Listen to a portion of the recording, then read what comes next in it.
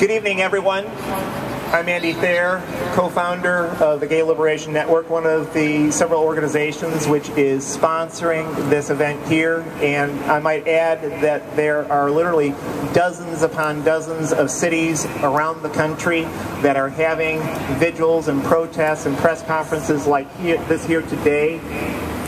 We're, of course, responding to the oral arguments before the Supreme Court about marriage rights. But I think it's important to note that what's happening in the court today, what is happening in the next few months, is about much more than just marriage rights for same-sex couples, as important as that is. It's really about whether or not LGBT people will finally become citizens in this country. Because citizenship is defined as having legal equality with your peers. And as long as we are not legal equals with non-LGBT people, we are not citizens in this country. And I might say that one of the things that I took away from listening to the oral arguments today, to the extent that I was able to listen to them at work, was the danger of complacency on the part of not just LGBT people, but our allies as well. We have not won this thing yet. In fact, according to some legal observers, we may be losing this one 5-4, given the tenor of the questions before the court. And more worryingly than that, we have to remember that this is the same backwards Supreme Court which gave us Citizens United. This is the same court which gave us Hobby Lobby, which eviscerated potentially women's right to choose and to have access to contraceptives. This is the same court that eviscerated voting rights for African Americans in many states around the country. So we in the LGBT community cannot be complacent. And we cannot be complacent for other reasons, because a generation before us, African Americans won formal legal equality, and yet we still have the killings by police officers, such as in Baltimore, such as in Ferguson, such as right here in Chicago. So we as an LGBT community have not won our legal equality yet, and yet there's so many other things beyond legal equality that we still have to win, as the struggles of black people fighting for their rights in the streets of Baltimore today and in previous days have so clearly shown. Black lives matter, LGBT lives matter, women's lives matter, Latinos' lives matter, we all matter. But they will not matter until we demand them in the streets of our cities. Yes. The voices of African Americans saying, no more of ours to be killed by racist police officers. Those voices have thus far gone unheard. And so I, for one, am going to be going down to 35th in Michigan after this rally here today, and I encourage everyone who's hearing my voice to do the same as well, because there's going to be a very important rally and march in solidarity with the people of Baltimore struggling against racism. We in the gay community have taken our rights-only approach for way too long, and it's hurt us. It's hurt us in California when we didn't get the solidarity we thought we could expect.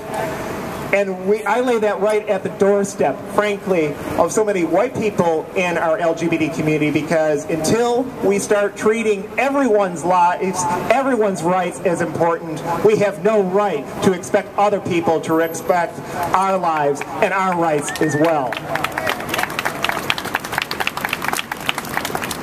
And finally, just one last message to the LGBT community. We are a rainbow community. The vast majority of people in the LGBT community share multiple oppressions, multiple disadvantages, thanks to the thoroughly racist, thoroughly sexist, thoroughly homophobic and transphobic society we live in.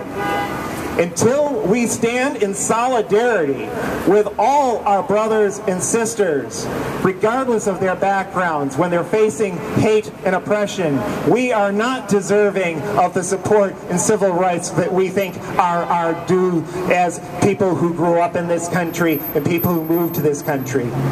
So, with that, I'd like to introduce a very important voice for freedom, especially on these days when we're struggling against racism in Baltimore and here in Chicago, Kim Hunt, Executive Director of Affinity Community Services.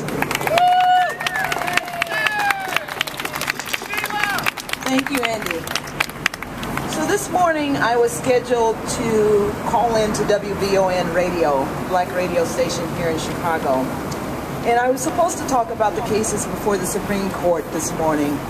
But they didn't have time for that because there were so many calls about what was happening in Baltimore. And while I don't agree with looting and the destruction of community by anyone, I understand the frustration. As I waited to see if I was going to make it on the air, I felt like my worlds were colliding. On the one hand, there was the continuing story about policing in black communities. And on the other hand, there was this relatively recent story about the fight for rights for LGBTQ people. But these are not separate fights. The Stonewall riots occurred because people were fed up with the way they were being treated by the police. And it's not over. Transgender and gender non-conforming people regularly report harassment and abuse by police. And given LGBTQ peoples and black and brown youths similar experiences with hyper-policing, it is incumbent on queer and trans people to stand in solidarity with urban youth who are fed up. Again, I'm not condoning violence and destruction. I'm saying, damn, how much are people supposed to take? I hope this is the last time we have to have a rally to assert the rights of lesbians and gays to marry. That's right. This is a no-brainer. All people should be able to celebrate their love for one another, take care of each other, their children, pass on the fruits of their labor, share their benefits, make decisions about their partners in their last days and beyond. We are poised, perhaps, to see marriage for same-sex couples become law in all 50 states in our lifetime. That's beautiful, but it also scares me.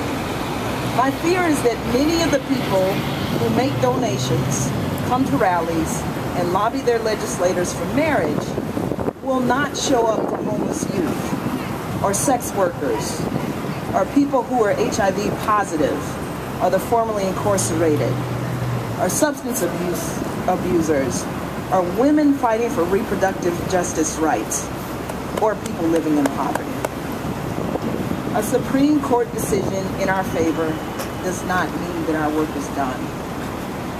We must promise each other to stay vigilant so that we do not lose the rights that people have fought so hard for.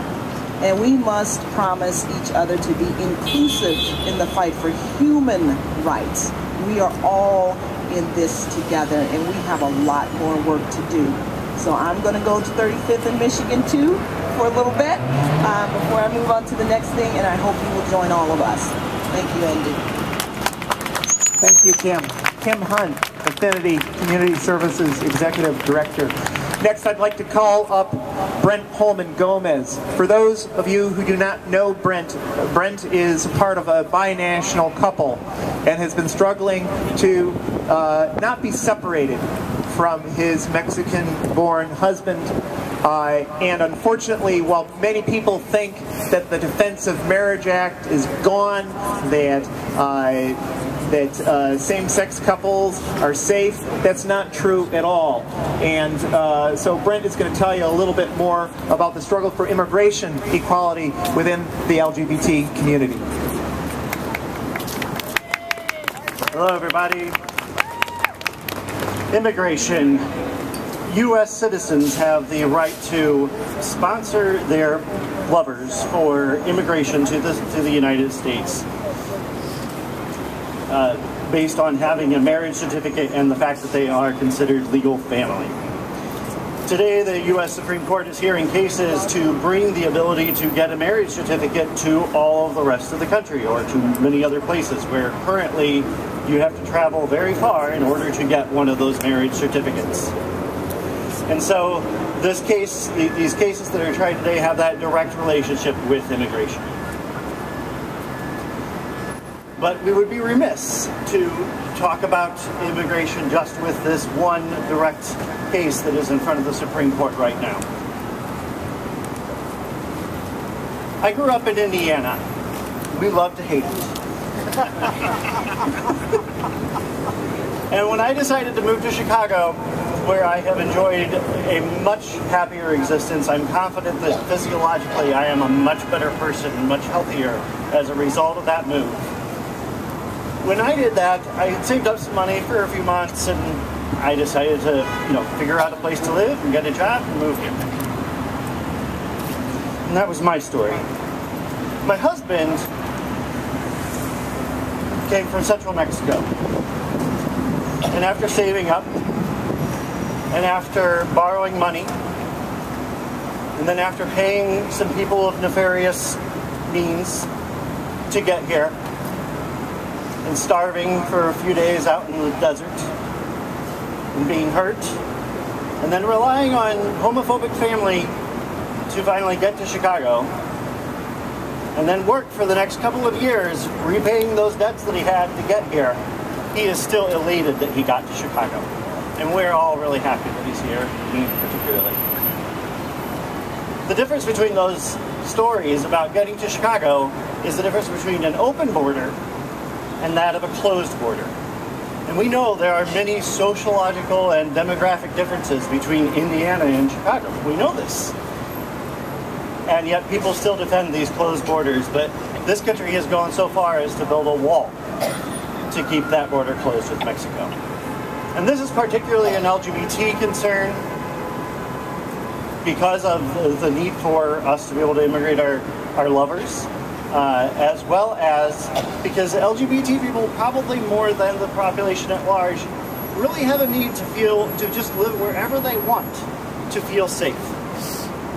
Whether it's the lesbian in Cape Town, South Africa, the gay man in Nigeria, me in Indiana, my husband in central Mexico, the trans person here in Chicago, we need the right to live wherever we want, whenever we want. We need open borders, and we need to stop the deportations of people who already have found that safe place and are now being forced to move. Because we can get the right to have and to hold. The Supreme Court might grant that right, but with the threat of deportation, we are never to have and to hold.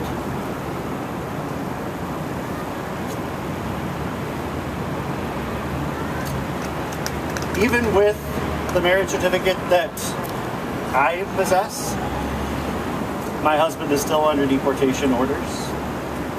Our immigration system is that screwed up. The Supreme Court's decisions speak on many aspects of legality. We know that legality and laws can affect many aspects of our lives, just as we saw in Indiana, that a law about one little thing can really affect everything that we want to do. Public accommodations and more. And so the Supreme Court needs to hear our voice that LGBT people need the right to live wherever we want.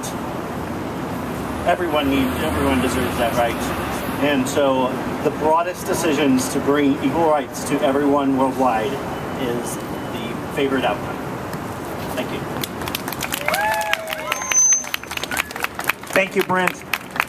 Next, I'd like to bring up Mary Lou Finn, who is a retired clinical social worker, a longtime peace activist. She is representing Neighbors for Peace, and we are a world LGBT community, and Mary's efforts for peace and many others, I think, are important to ensuring the safety of LGBTs right around the world. So thank you very much, Mary. Come on up here and share with people your thoughts. Good evening, everyone. We're really glad that you all showed up. Actually, Andy, I would say I'm more an advocate for justice than for peace. And maybe that fits more with this rally. The group that I belong to, Neighbors for Peace, we all support marriage equality for all people. There should be no discrimination on issues like gender, race, ethnicity, religion, or one's practicing no religion, age, sexual orientation, immigration status, or disability. And if I have left anything out, please include it. I listened and read a bit about the Supreme Court discussions today. One of the justices said, which has been an argument against marriage equality, that marriage has always been between a man and a woman. I wonder, is this how we want equality to be determined? Slavery was legal in the U.S. for more than 2 centuries, and it's approximately a century and a half ago when it was declared illegal. But long before the U.S. was founded, the ancient Romans had slaves. So does that make slavery always legal, always the way that people control other people? Another justice expressed a concern that some people are not ready for equal marriage rights. Is this how legal and constitutional decisions are to be made, depending on whether a majority or even a minority of people are ready for it? I say equal rights for everyone, no exceptions.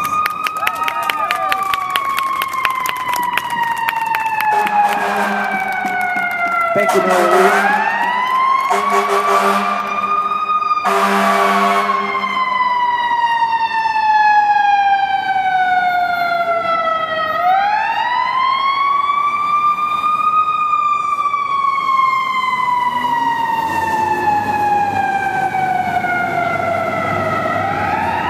Next, I'd like to call up John Harness of the Chicago branch of Socialist Alternative, a socialist political party fighting for working class liberation that stands in solidarity with the Committee of Workers International.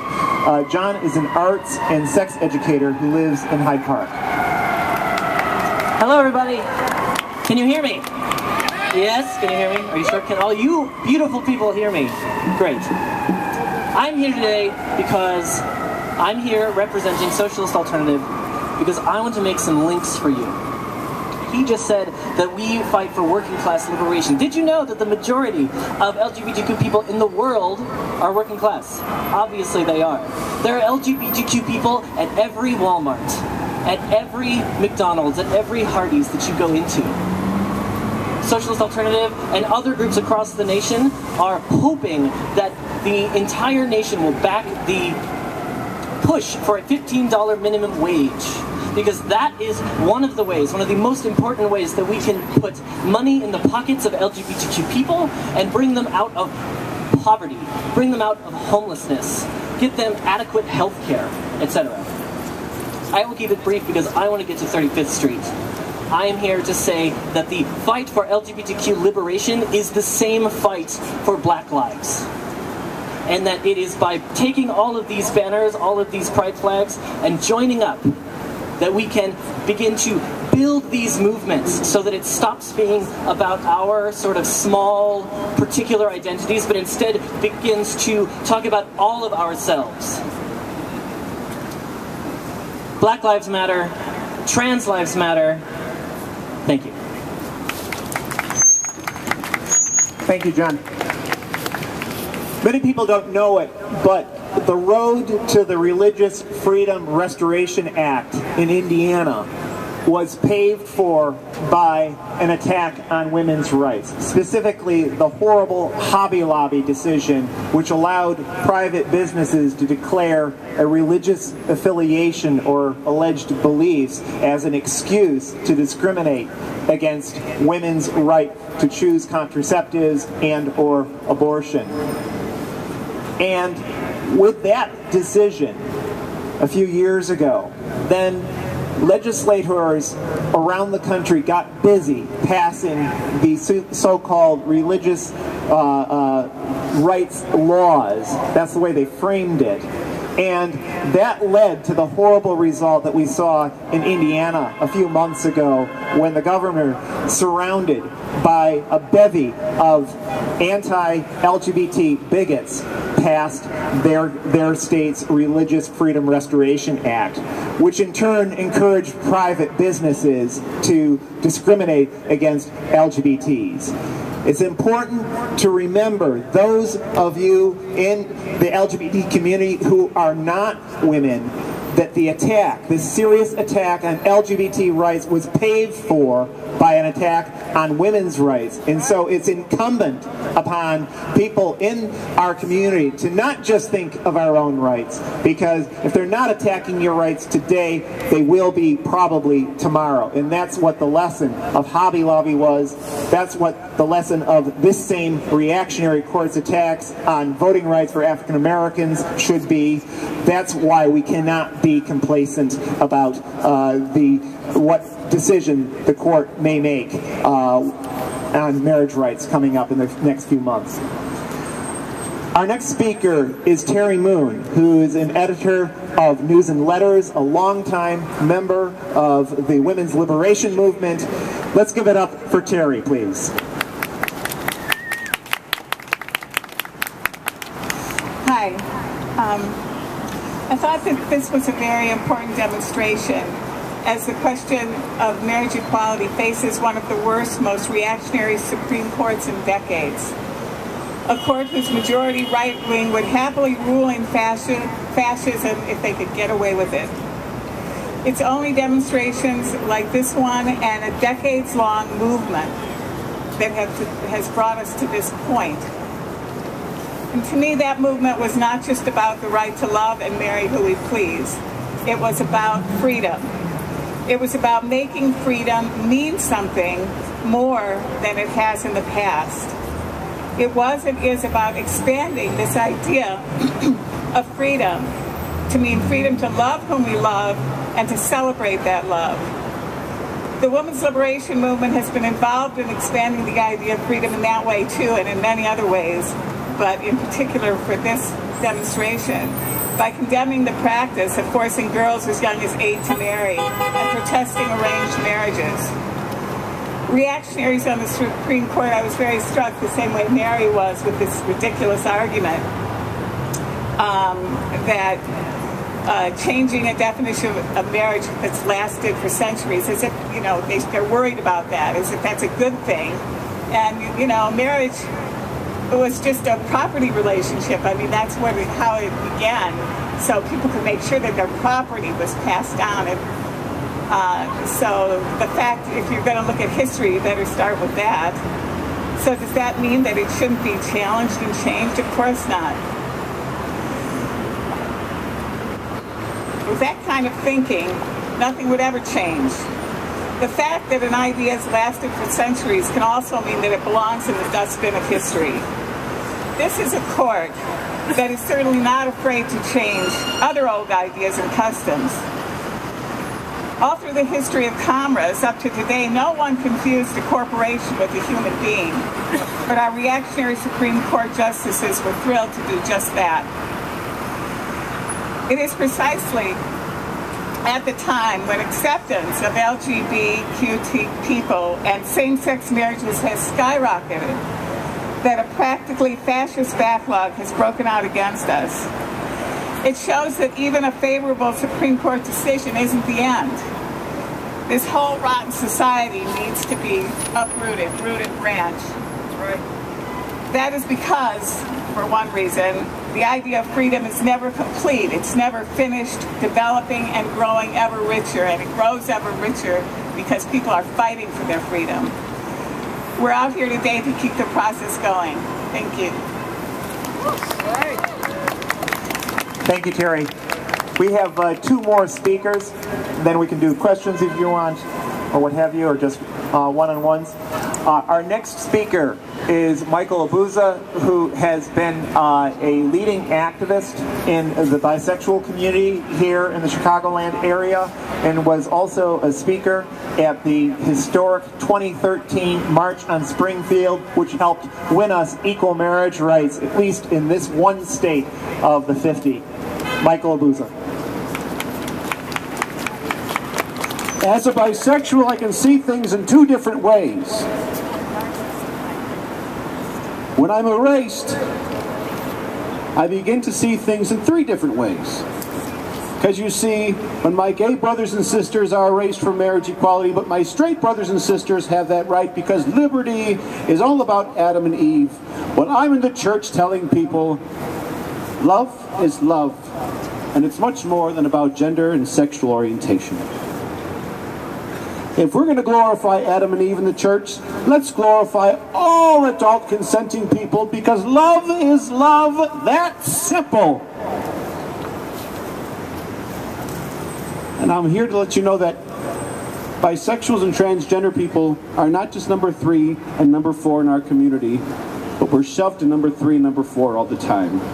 If we're truly a marriage of an LGBT community, let us not forget the number 3 and number 4, because after all, the Stonewall riots were brought to you by the transgender people, and the Pride Parade was organized by Brenda Howard, Mother of Pride, a bisexual feminist. So number 3 and number 4 are truly important as number 1 and number 2. Love is love, and that's for everybody. That simple.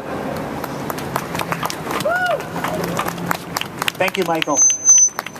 And for our final speaker, I'd like to give a little, shall we say, warm-up. This woman has been doing solidarity with the Honduran community for probably at least a couple of decades.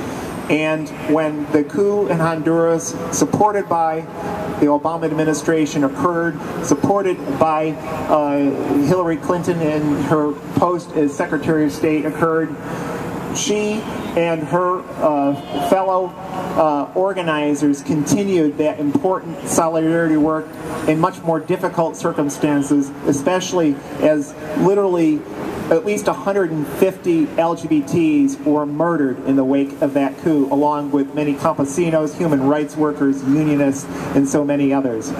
It was with great pleasure that I bring up to you to share her thoughts. Vicki Cervantes. Vicki is representing today the Justice for Ayotzinapa Committee, which is the group that is in solidarity with the 44 Mexican students who were disappeared several months ago. Thank you, Andy. In Honduras, in Mexico, and many other places in the world, the LGBT, the LGBTQ, the LGBTI, which are all the expressions used by brothers and sisters around the world, are in danger every day. But in the U.S., they're in danger every day also. And a lot of it we see in Honduras and in Mexico is a direct result of U.S. policy, militarization, and activities in those countries that endanger all of our brothers and sisters. In Honduras and in Mexico, every day the campesinos, the poor people, the gay community has to argue, women have to argue in defense of their own humanity. But what we also see, it's the same thing here in the United States. We're all facing the same thing where we have to get out every day and argue in the courts, argue in the streets, argue with the government, argue in the media that we are all human beings and that we all have a right to live as human beings. And I think that's the message from the solidarity community. In Mexico right now, there are 43 students still missing from Ayotzinapa. They were taken alive. We want them back alive. In the United States, how many people have died as a result of police brutality? How many women have gone missing in femicides that aren't even discussed? How many indigenous women are missing in Canada and in the northwest of the United States? They were alive, and we want them all back alive, and we want all the communities to unite together. And we don't want to have to be arguing permanently that we are human beings. We want to win those rights, and we want to go on to liberate everyone. Thank you.